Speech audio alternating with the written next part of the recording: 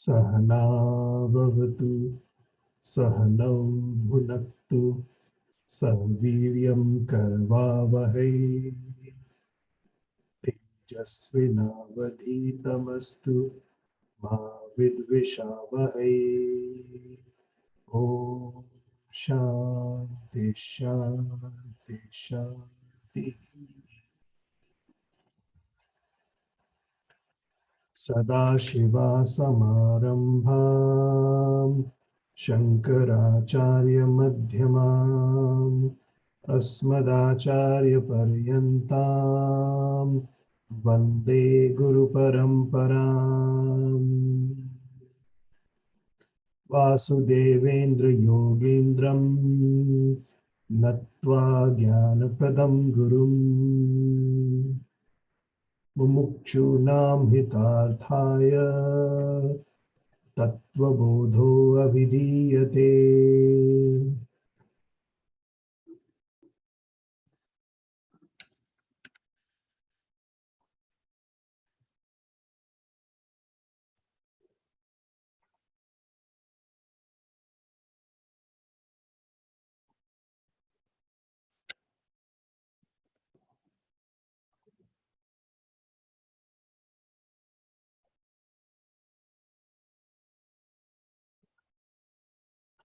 साधन चतुष्टय संपन्न अधिकारिणां मोक्ष साधन भूतं तत्व विवेक प्रकारं वक्ष्यामः।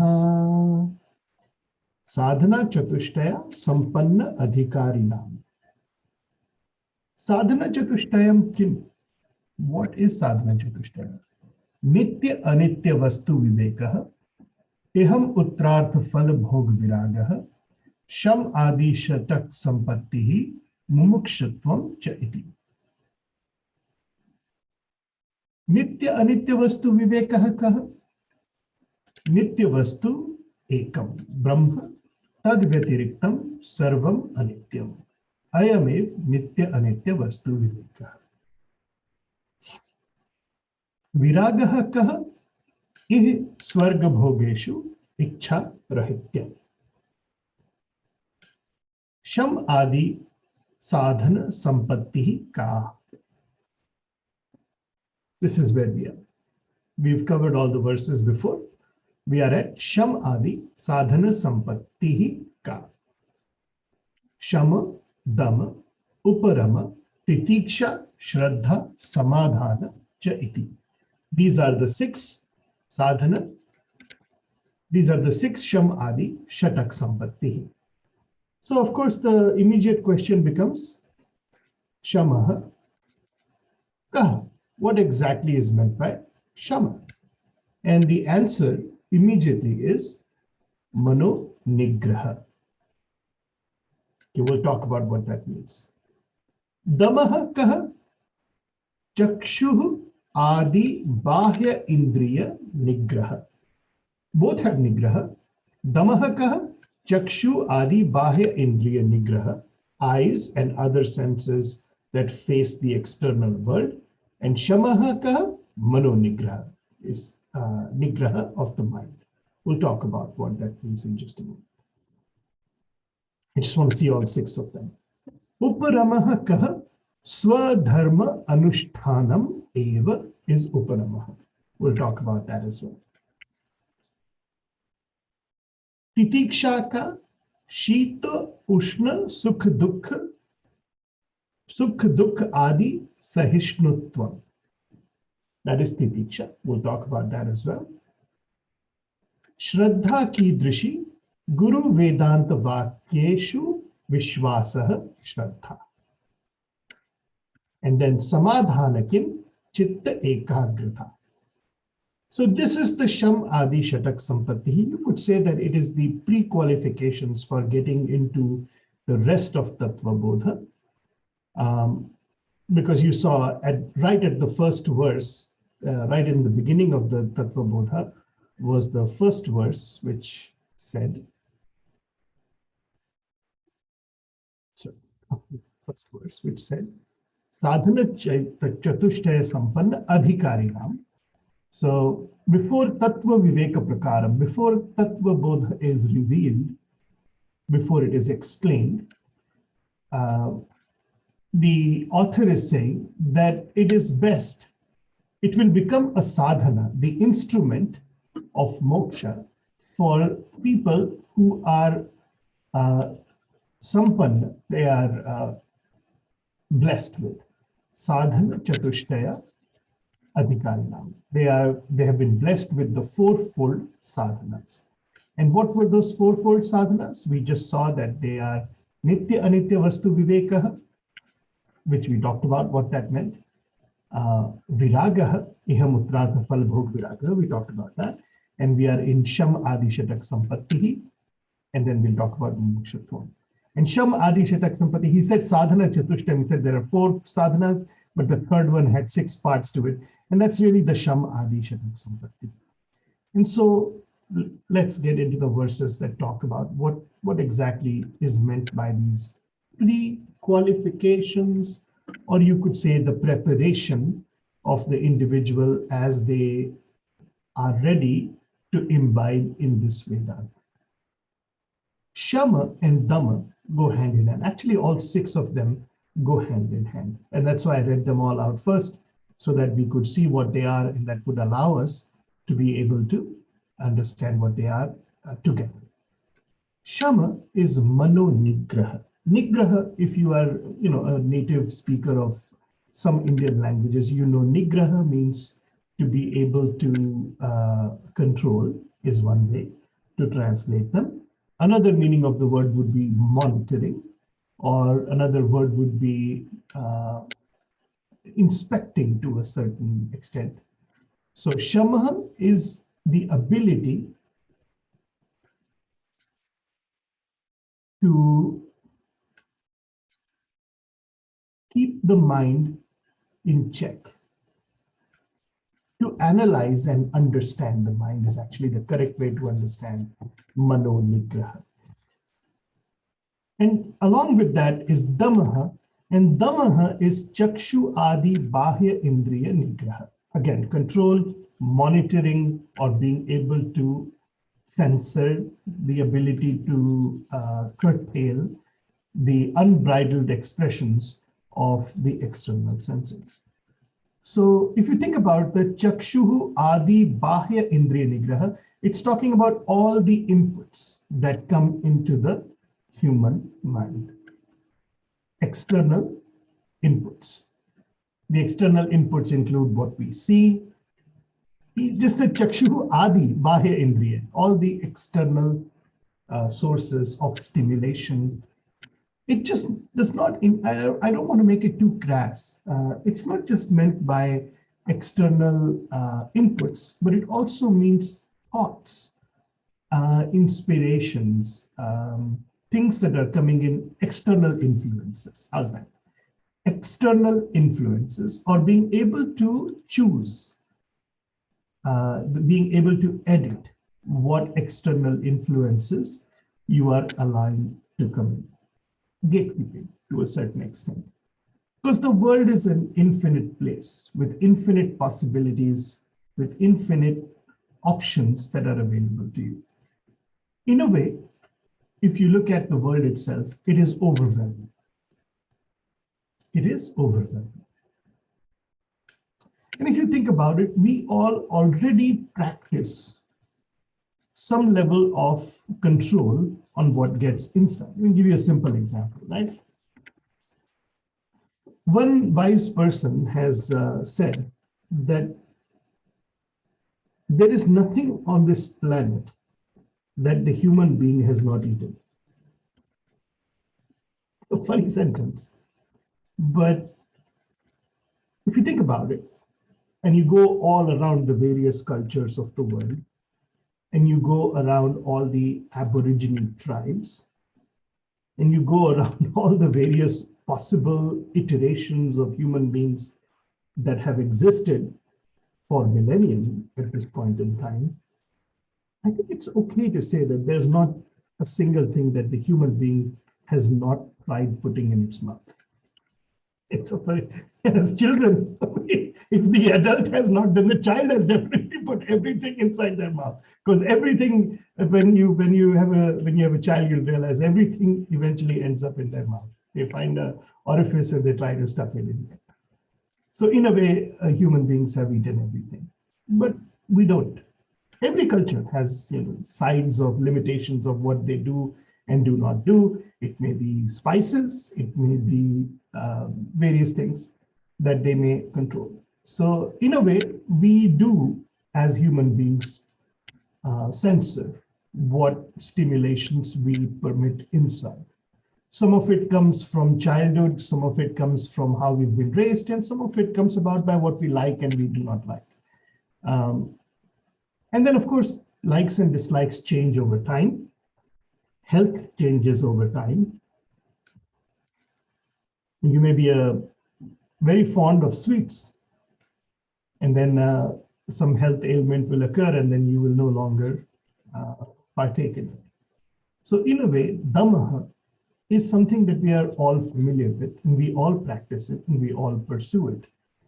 What is within the context of Vedanta, what is being talked about here is that we are trying to control stimulations that are going to lead to disturbances. Disturbances in what? Disturbances in our ability to pursue the study of Vedanta. Two things, Shamaha and Dhammaha, they go hand in hand.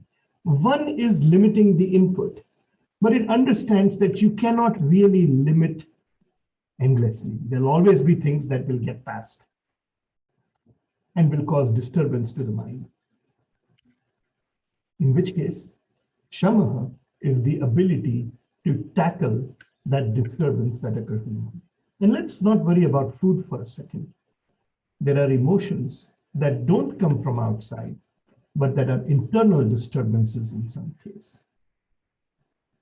There may be leftover arguments from years ago that are still running in your mind. You ever had that situation where you had an argument with someone yesterday, but in your mind you are still replaying the argument on what you should have said and what you could have said and what you would have said? You're still, in your mind, the argument is still going on. And it's, in the outside world, it's already over. Dhammaha is the ability to control yourself, to not get involved in situations that are going to be not conducive to the study of Vedanta. And Shama is that if you have gotten involved in a situation, it's the ability to understand or absorb, or even better, assimilate what led to that situation occurring. One is Manonigraha, that is Shamaha, and another one is just curtailing of the influences from the earth.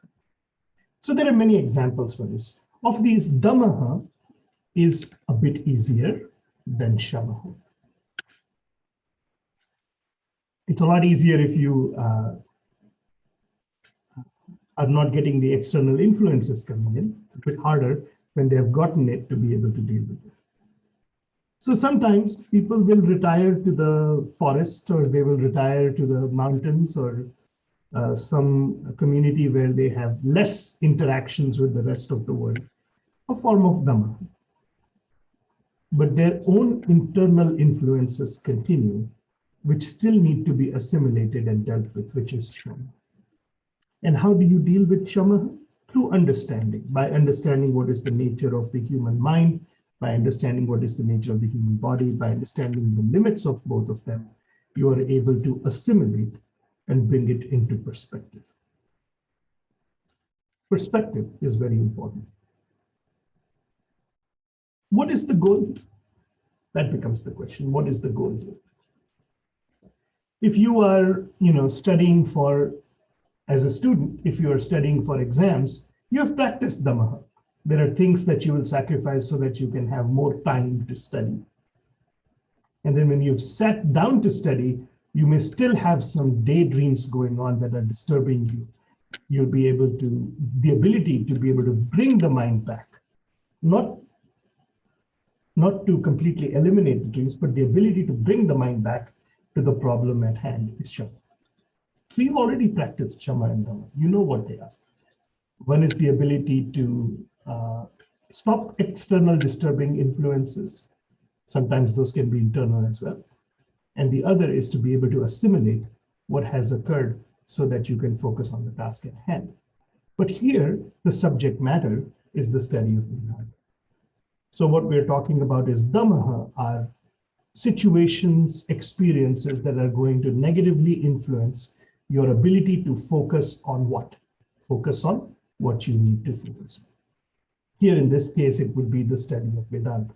And it's coming in just a moment. If you look at all 6 of them together, it will be clear as to what is the focus here, what is the objective that we are heading towards. So Shama and Dhamma, and if you have certain amount of self-restraint and ability to understand your own behavior, you will be able to practice Uparama. What is Uparama? Swadharma Anushtanam. The ability to do what you need to do in a given situation. The ability to do what you need to do in a given situation is possible when you have Shama and Dhamma. You're not distracted by external influences. You have assimilated your past experiences and you are in a given situation and you understand, okay, there's something here that I need to do without being distracted, by remaining focused and bringing all my abilities to bear. So Uparamaha is Swadharma Anushtanam. It is the ability to pursue your action in the given situation. What is the appropriate course of action? Your contribution to the world continues. So Uparamaha will be possible when Shama and Dhamma are both there. And while you are trying to do this action that you are supposed to do, you're following your Swadharma, the actions or the efforts that you need to contribute, there may be some inconveniences that you may encounter as you're trying to do this over a long period of time. Some discomforts that you may come across. Titiksha ka, Shita Ushna Sukha Dukha Adi Sahishnutvam. The ability to saha, the ability to undergo, the ability to not be disturbed too much by sheet, cold, ushna, heat, sukh, and dukh. To be able to persist in the face of discomforts and inconveniences. Shamaha, Dhammaha, Uparamaha, Titiksha. The ability to persist, the ability to say, yes, I am uncomfortable, but I will continue to do this one bit more. I'll stay up for one more hour to read this. I will continue to persist, although the circumstances are not convenient and I am not physically or mentally comfortable. The ability to persist with it is the Diksha. So Sama, Dhamma, Uparama. So first you have the ability to control the inputs. Then you have the ability to assimilate your own mind and its understandings. What is the input? Then you have the ability to do what needs to be done, although at times it may get inconvenient. So your ability to not complain, but to persist through all the discomforts allows you to continue. What a set of 4. I think all of us know exactly what this is. And if you look at these 4, Shama, Dhamma, Uparama, Titiksha, they're not necessarily needed for the study of Vedanta. They are needed for the study of anything. They are needed to accomplish any end in life. You are going to do Dhamma, you're going to do Shama, you're going to do Uparama, and you are going to have to practice Titiksha in order to be able to do anything. So what makes it There's two more coming that will be able to connect it together. One of them is Shraddha. Now, what exactly is Shraddha? Shraddha ki drishi, what does it look like? It's an interesting choice of words. He asks, Shraddha ki drishi, what does it Shraddha look like? And the answer is Guru, Vedanta Vakyeshu Vishwasaha is Shraddha. It's a very specific definition of the word Shraddha. It is not what we generally translate as belief. It is Vishwasaha, which means that you're giving the benefit of the doubt, not believing it blindly, but giving the benefit of the doubt that you will understand through additional investigations, through further study, through samadhana, which is the sixth one coming, through samadhana, through the ability to focus your mind, you will be able to understand Guru Vedanta Vakyeshu, what the text is talking about. So here, the fifth one actually reminds you that while Shama, Dhamma, Uprama, and Titiksha are needed for all things, here the focus is on Shraddha, which is the ability to understand what is being talked about as Vedanta Vakyeshu. What is Vedanta Vakyeshu? You saw it earlier. It was talked about as Nitya Anitya Vastu Viveka. Of course, it's the subject matter of the rest of the text. It's coming. All the Tattva Bodha is going to talk about what this Vedanta Vakyeshu, what this Vedanta Vakyas are. This Guru Vedanta Vakyeshu Vishwasaha, which means that you're saying, I didn't quite get it yet, but I have Vishwasa, that I will understand it through additional study. Any given field of knowledge, in order to acquire it, you start off by making sure that you highlight your doubts, highlight the questions that you need to explore, and pursuing it so that you get the correct explanations for the questions. The study of Vedanta is not a matter of belief. There is nothing here to be believed. There is at no point in time that you will be asked to blindly believe anything. It's a matter of investigation. It's a matter of understanding. It's a matter of listening to the Vedanta Vakyas, analyzing them to the point where you understand what exactly are they trying to convey. So Shraddha is not blind belief. Shraddha is not even Shraddha in Bhagavan, as you can see here. Shraddha is not even here in some ways a belief in a higher deity. None of that. It's actually saying Shraddha is I have faith that when I have opened this Granth to understand it, if I give myself enough time and I understand the language, I will be able to understand what the authors are trying to tell me. I will be able to gain the knowledge that is being provided by the Guru Vedanta Vakyas, which if you're a student, you already know. When you crack open that book in the new grade that you enter, you know as you crack open the book, I don't understand this yet, but I have the preparation to be able to crack open this book and to study it carefully to the point where I understand it. That ability, that attitude of the student, it's not that the student believes everything in the book. The attitude of the student is that I have faith that if I study it carefully, it is something that I will understand with some help from a teacher, with some explanations. I'm going to raise all my doubts, get all my questions answered, and be able to understand what is written in this Vedanta text, which is Tattva Bodha. But in order to do that, in order to have that faith, I need to have samadhana. And what is samadhana? It's the last and final value that is included in that set of Sham Adi Shatak Sampatti. It is Chit Ekagrata, which means that I will be focusing my mind on one thing. What thing here are we talking about? We're talking about focusing on the study of Vedanta. So you're saying I'm going to be focused, not distracted. I'm going to be able to keep my mind focused on the study of Vedanta. I'm not going to get distracted from it. I'm not going to start it and stop it and then think about 10 different things or switch over philosophies and try to suddenly understand different interpretations. I'm going to do one thing at a time. I'm going to focus my mind. I'm going to focus my mind on this text that I'm trying to understand. And I'm going to pursue it till the point I understand. Because I have Shraddha that if I do it right, if I follow all the instructions, if I read the book carefully and I get all my doubts aired and answered, I will eventually understand it. That's the Shraddha that I have. Yes, at times things will get inconvenient. It may become difficult and I may have to make some difficult choices, but I'll have the titiksha to persist. I have chitta ekagrata, I have focus in the mind, but I also have titiksha that when something inconvenient happens, I'll be able to pursue it, persist with my effort, and be able to focus on the subject matter. I have shraddha that I'll have titiksha as well. And Uparama is I'm going to be able to do what I need to do. What is my duty here in order to understand these Vedanta Vakyas I'm going to do? I'm going to have nigraha of my chakshu adi bahya indrishu.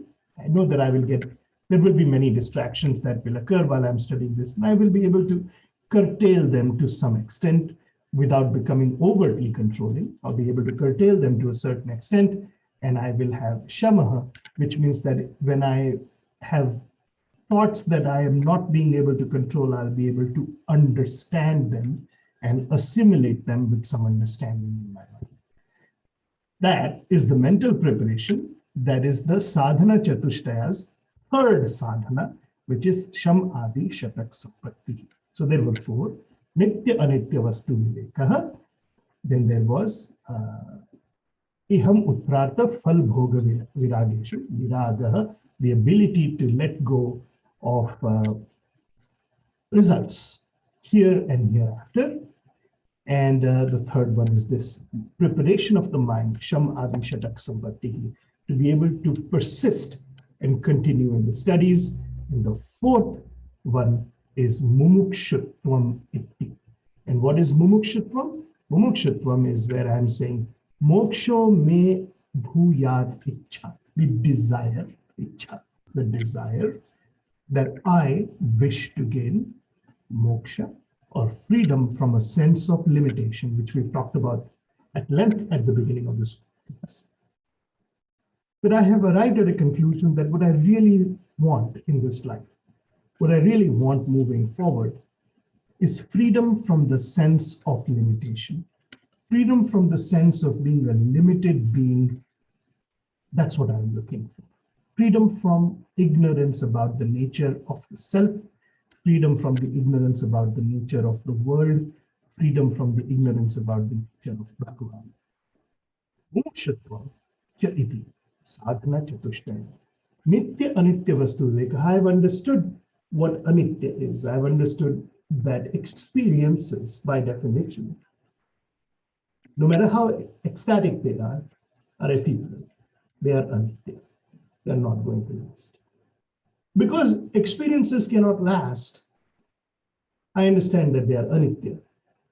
And because here and hereafter is a life of experiences, whether I'm living on this planet or I'm living on another loka, it's experiences itself. So I have a certain level of viraga. The subjective passion for them is reduced because I understand that they are experiences and they are going to be limited, giving me iham utrartha phal bhoga virageshu. And that has happened because I have mumukshutvam now. I have understood that what I really desire in this lifetime is to gain freedom from the sense of limitation and the ignorance of the self. And in order to do that, I need to study this Guru Vedanta Vakya. I have Shraddha or Vishwasa that I will be able to study it. I will be able to understand it.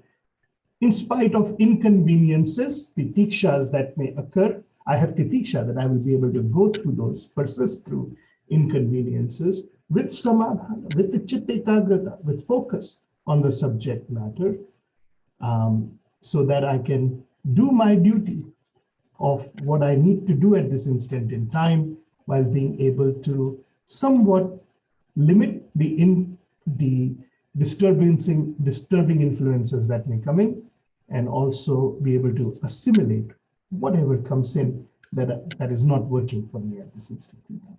So that is the first quatrain of the whole Tattva Bodha. So I'm going to pause there and open up the floor to all kinds of discussion amongst all of us.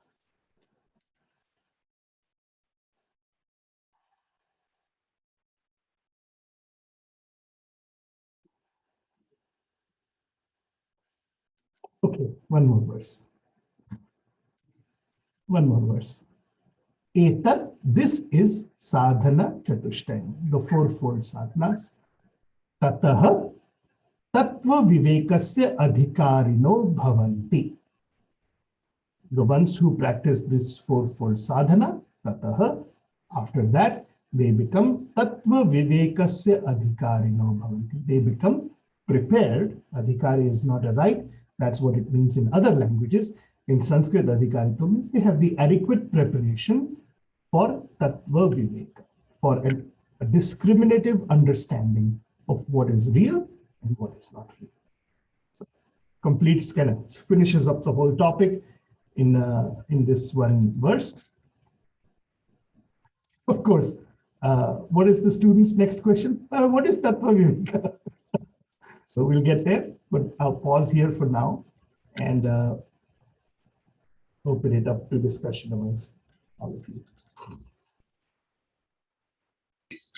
Hi, sir. Can you hear me? Yeah, I can hear you. Sir, thank you so much. It was wonderful explanation. I really appreciate it. This is actually first time I am taking your class, and yeah, I learned a lot. So thank you so much, sir. Thank you so much for your. What is your name? Sir, my name is Jalal. And are you here in Purdue? Yeah, sir. I'm a visiting scholar here for 6 months. So yeah, I'm doing my final thesis here at Purdue. Yes, sir.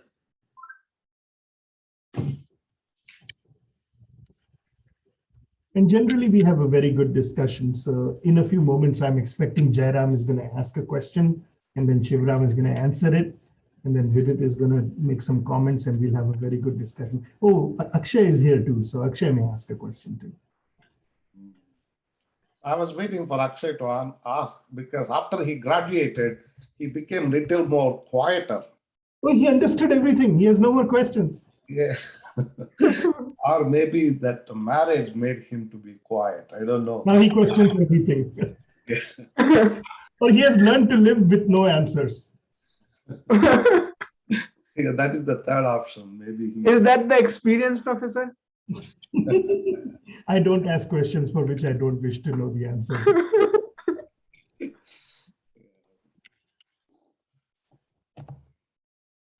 So he used to be the one who used to ask a lot of questions. So I was thinking why you paused and asked for a question, and Akshay is not asking any questions. So I was just wondering about it, and I forgot about what I was trying to ask. So I'm think about it. Right. So, Professor, I had a question on. I mean, we always say that there are different paths to enlightenment. You don't need to follow, what is prescribed, and so most of like the religious works always say this: curtail your, external inputs, have this kind of what. I mean, even Titiksha and this thing, don't go in the excesses, follow the middle kind of attitude, which is kind of common. So even here we have, control your sensory input. They just don't go behind, the external and things like that. So the question is that will people who are tuned to that kind of lifestyle also have any opportunity for spiritual progress? Because I don't see that in any of the disciplines of spiritual growth, let's say. It's an interesting question. The thing is, and it's unfortunate, but it is the way. All experiences eventually lead to tears. It's unfortunate, but it is the truth. And I won't refrain from saying that. They do. They do, because that is the nature of the world. One may think that I can pursue things endlessly. I'm just going to enjoy to a certain extent. And when I feel like the experience is turning sour, I'll leave it and go find another one. Yeah. I'll become an experienced hunter and an experienced chaser. The thing is, the final conclusion from all of them is that an experience, like any signal, has an up cycle and a down signal, and it dies out. And as the individual persists through them, over time, they will realize that while the signals go up and go down, go up and go down, I seem to be remaining in the background the same. And the question will come up. Who is this individual who is undergoing all these experiences, good, bad, or otherwise, and still does not seem to change? And sometimes it requires maturity. Sometimes it requires emotional maturity. Sometimes it requires intellectual maturity. But it will come. But spiritual growth can be an exponential function, which has a very slow, small slope in the beginning, and it kind of explodes there in the end. And it almost looks like it's going nowhere. If you look at the asymptote where it is beginning from, it looks like it's not going anywhere, but eventually does. I have tremendous faith in human beings and their ability to connect with themselves, to connect with the rest of the world, and to seek out what the truth is. So I think it'll all happen.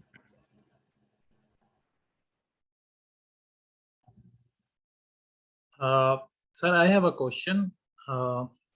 The society where we live in, we are constantly bombarded by many desires, right? So for me, desires are something which make us incomplete always. It make us suffer. So how we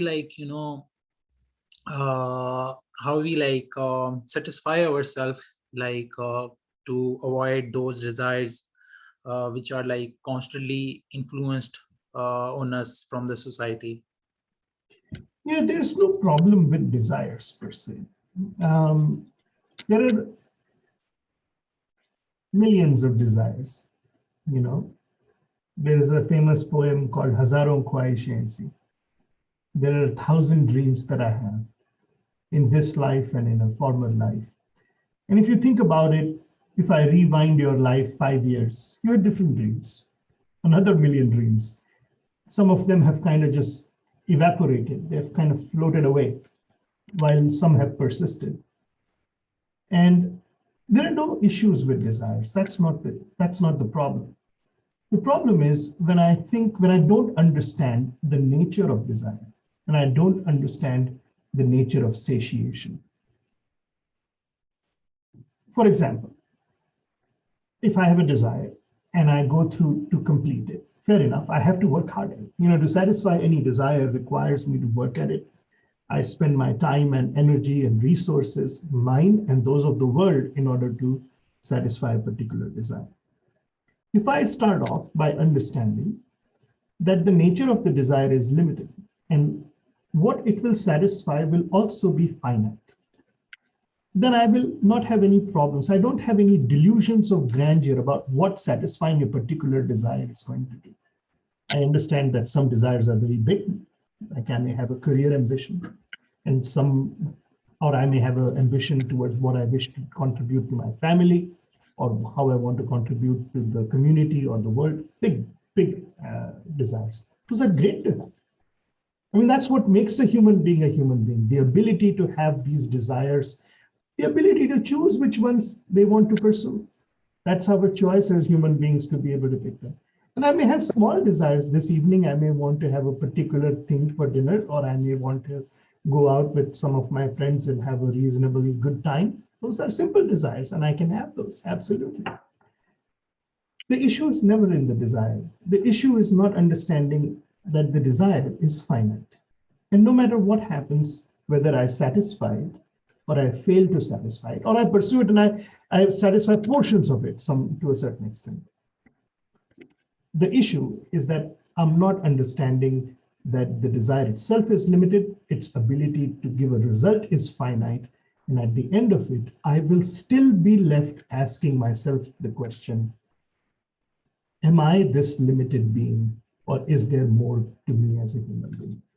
So that mumukshutvam cha iti, the fourth sadhana, is very important. Because in order to get mumukshutvam, you have understood desires for what they are. They are an essential part of being a human being. They provide direction to our life on a day-to-day basis. They provide direction to our life on a global basis. We need to understand which desires are ours, which desires we wish to pursue, and we'll be okay whether we satisfy them fully, partially, or not at all, because the human being stays the same. And that mumukshutvam is an understanding that there is a sense of limitation that seems to persist. When I look at my past, I had many desires. Some of them got fulfilled, and some of them not so much. I may have had a desire to study a certain subject, to excel at a certain thing, land a particular job, go to a particular assignment, and some of them did indeed come true. And some did not. But I find myself to be the same finite, limited being. And there's nothing wrong with that. It is who I am as a jiva, as a living being. I am a finite, limited being. But then why do I feel that there is more to this whole human experience? What am I missing? So mumukshutvam is the desire for freedom from a sense of limitation. Moksha is not hereafter. Moksha is here. Moksha is something that needs to be understood on what it is, how I am connected to the infinite. No matter what happens, I have in my mind, conscious or subconscious, a model of Jeev, Jagat, and Ishvara. I have a sense of self already. I think I know who I am. That's the Jiva, the living being. I think I know what the world is, the Jagat, and what resources and opportunities it offers.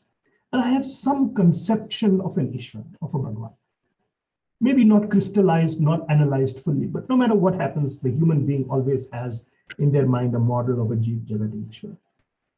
Maybe it cannot be crystallized. If you ask them what it is, they may not be able to verbalize what it is, but it's present deep in their mind, in their subconscious mind. That model is there. And moksha is the ability, or is the desire, to better understand the true nature of Jeev, Jagat, and Ishvara, and how they are all connected together by that Nitya Vastu, Brahma. The presence, if you remember the earlier verse, it asked, Nitya Anitya Vastu Viveka. What is this Nitya Vastu? It says Nitya Vastu Ekam Brahma. Yad Vyatiriktam Sarvam Anityam. What is this Nitya Vastu? Is it something that I can acquire? Is it something that I can see? Is this something that I can experience? What is this infinite experience that is being talked about? And is it an experience at all? Because I know that experiences by themselves are limited.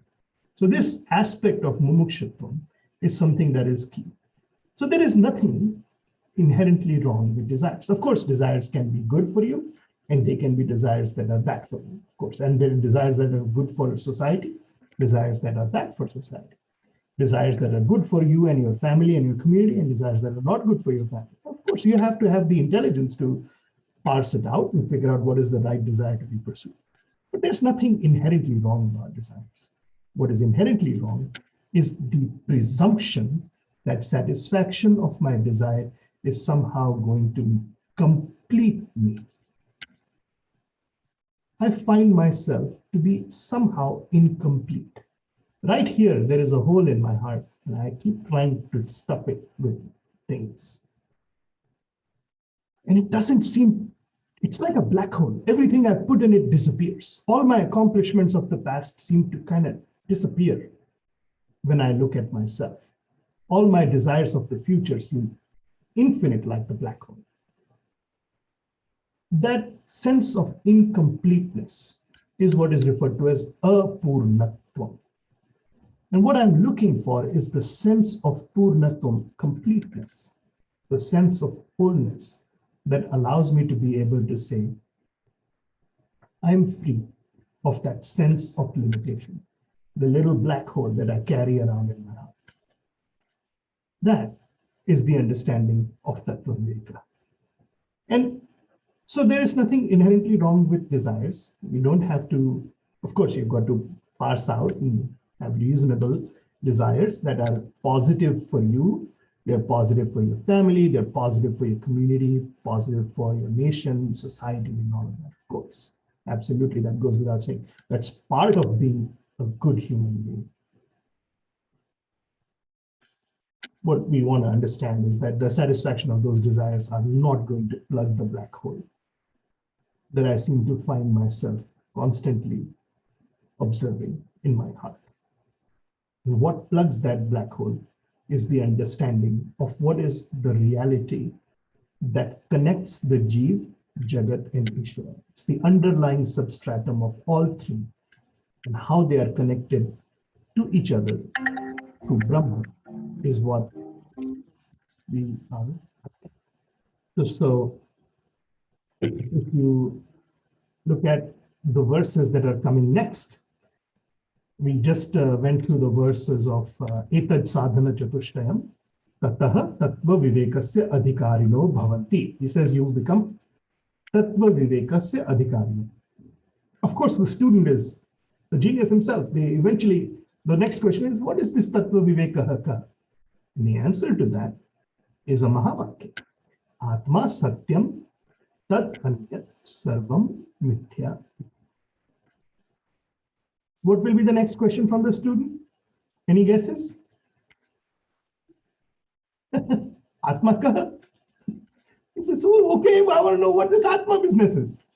And so the answer comes, Sthula Sukshma Karana Sharirat Vyatiriktaha Panchakoshatitaha Sat San Avasthatraya Sakshi Satchidananda Swarupaha Sat Yasti Ya Ishtati Sa Atma.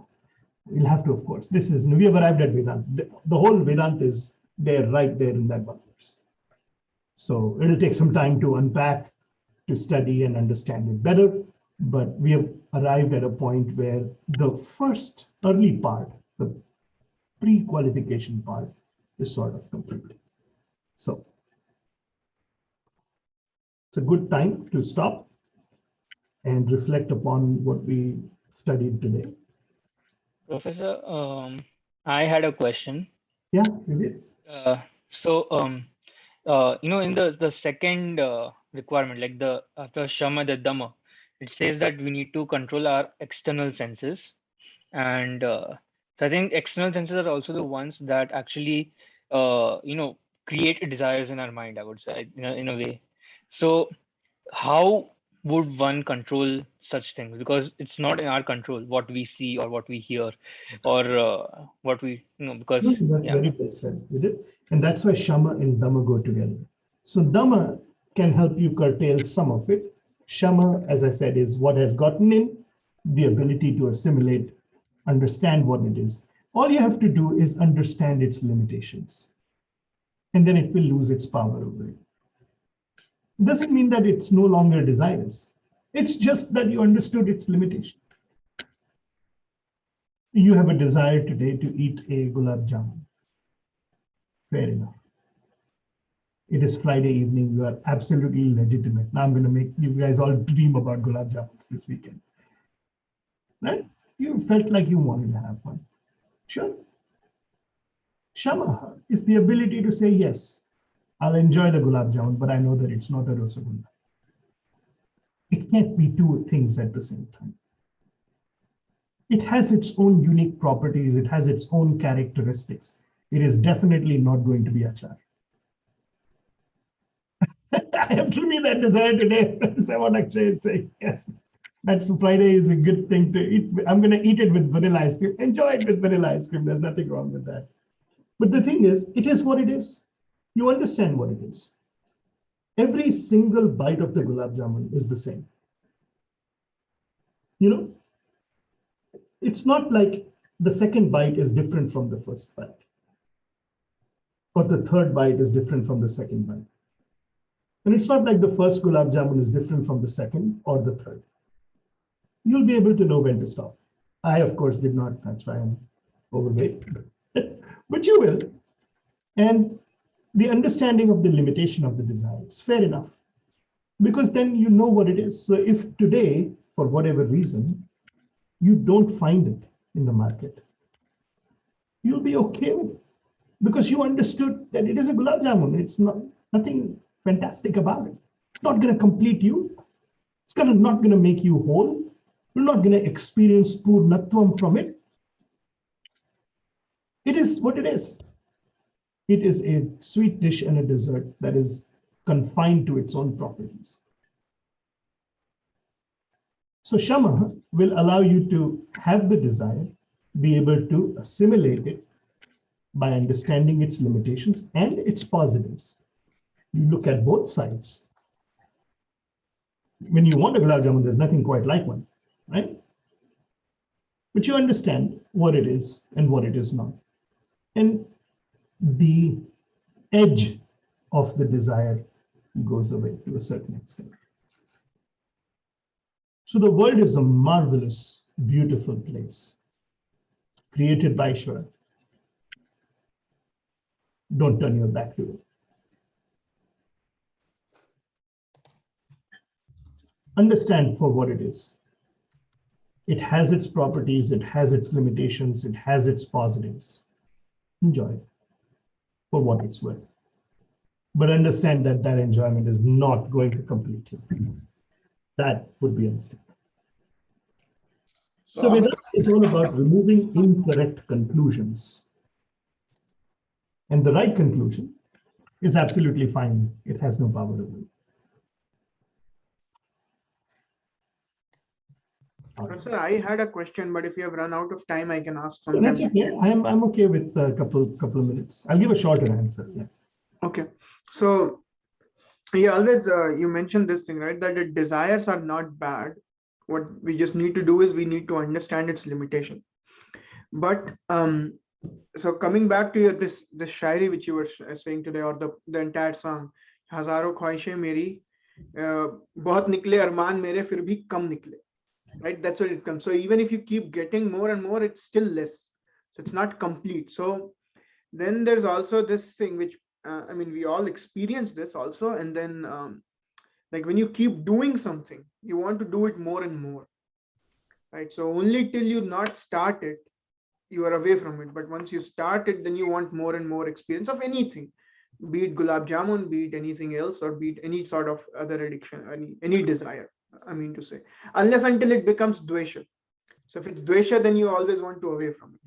So my question is in this direction, that is it really, and then also if you, I don't know reality of this, but people who are sort of mystics, who claim themselves to be mystic, or if you read these books about Swami Vivekananda, also some of them say that he used to drink coffee or he used to smoke because he wanted to keep some of the desires to hold him in the body. Or it's also said about Ramakrishna, that, I mean, Vivekananda's guru, Ramakrishna, that he used to keep his desire of food so that he can hold on to his body. So basically desires are one thing which is, so in that domain also they say that if you have any sort of desire, then you are away from your moksha. So, and then also we can see that when we keep satisfying our desires, they keep growing. That also can be seen from personal experience. So my question is it really that if we understand what this desire is, then it's okay to keep satisfying it? There is a fine line, right? Because remember what the goal is. So if you take your eyes off of the goal, then you will get lost. So samadhan, chitta ekagrata, focus of the mind. On what? Shraddha. Guru Vedanta Vakeshu Vishwasa. So if the focus of the mind is in understanding what the Vedanta Vakyas are, and what is the Vedanta Vakyas? It is coming in a little bit, right? And Atma Kaha, what exactly is the nature of Atma? What does it mean to have, what does it mean when Sachidanand Atma is being referred to? If you really start studying the Vedanta carefully, spending time about it. Everything else will be a distraction. So the human being has a finite life and has some difficult choices to make. If you choose to continue to persist, if study of Vedanta becomes the titiksha, and the focus is on satisfying your desires, there is no shraddha left. There is no samadhana left. And then adhikaritvam is not complete. Preparation is not complete. So it is not like you go about satisfying your desires. What I'm trying to say is don't fight them. You have something bigger to do. The best way to, that's a funny thing, but I'll tell you, the best way to remove a particular, to get around a particular obsession is to have a different one.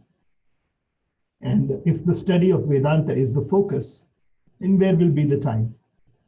Where will be the time to do all those things?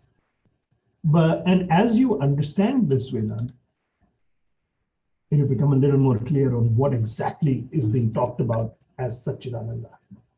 And of course, once you understand Satchidananda, it becomes a little bit different. Now, coming back to the stories of Swami Vivekananda and Sri Ramakrishna Paramhansa, I have nothing to say to those. They themselves, if they said those things, that's fine. That was their experience. If their students said that, that's fine. Studying their lives or what they did is not the study of Vedanta. Trying to understand what they did, I don't need to understand how they understood Vedanta. I need to understand Vedanta myself. And I can focus on what this person said or that person said or how they felt and how this person was enlightened. I can do. There are 1,000 ways in which I can invest my mental resources. I'd much rather focus on what I want to understand about Vedanta. Because it's true that the human psychology is fairly complex. And it's almost impossible to fully understand any one human being, let alone, it's actually impossible to understand my own mind, let alone understand the mind of somebody else. So if Swami Vivekananda or any Swami, you don't have to listen to me. If I tell you this, that, and the other about enlightenment, what difference does it make? It makes no difference whatsoever because it is off topic. It is off topic because the topic is our understanding of Satchidananda. So, Professor, why I was referring to Swami Vivekananda, Sri Ramakrishna is basically to say that like the weightage they've put on desires, that it's the desires which were hindrance in their moksha. So not to discuss like whether their observation was true or not, but Absolutely. basically it said that their desires they were using their desires to stop themselves from reaching to samadhi or like leaving the body or whichever way. That's how it was referenced. So I mean to say that are desires really a problem? That's what my question is towards that. Desires are a problem when you're trying to focus on something else. So if for a sadhaka, desires might be a problem because they're distractions. They always take you away from your goal. And you don't have to study Vedanta to understand desires or distractions. The study that you did at Purdue itself is evident enough for you to know that these are all distractions and I need to focus on my exams. Every student exactly knows the role of desire and how they distract you from what you're trying to do. So that part I don't need to explain anymore to you. You've already understood. The idea of holding on to the body and all of that, you've known me long enough and my teachings long enough to know I don't talk about that because the way we understand moksha, it's about an understanding of what that underlying reality is. The thing is, this underlying reality, this adhishthanam adbhutam, this fantastic substratum of everything that is real, this tattva, is undeniable in all states of existence. In the waking state, in the dreaming state, in the state of deep sleep. While you are young, while you are old, it is undeniable. There is no place where you can go where it is not. And there is no place you need to go where it is. There is no body that you need to leave. There is no body that you need to have. It's ever present. That's the beauty of it. It is the underlying substratum of everything. So to say that, I need to go into samadhi, I'd have to say that, really? How does that work? It's here right now between you and me. If it is not, then if it was a state that needs to be attained, then it will be a state that can be lost. So not everybody understands it like that, or sometimes what will happen is people will use words to explain something that not quite right. So I wouldn't worry about it too much. Yeah, I think I got my answer. So Om Purnamada Purnamidam Purnat Purnamudachyate Purnasya Purnamadaya Purnamevavashishyate. Om Shanti Shanti Shanti.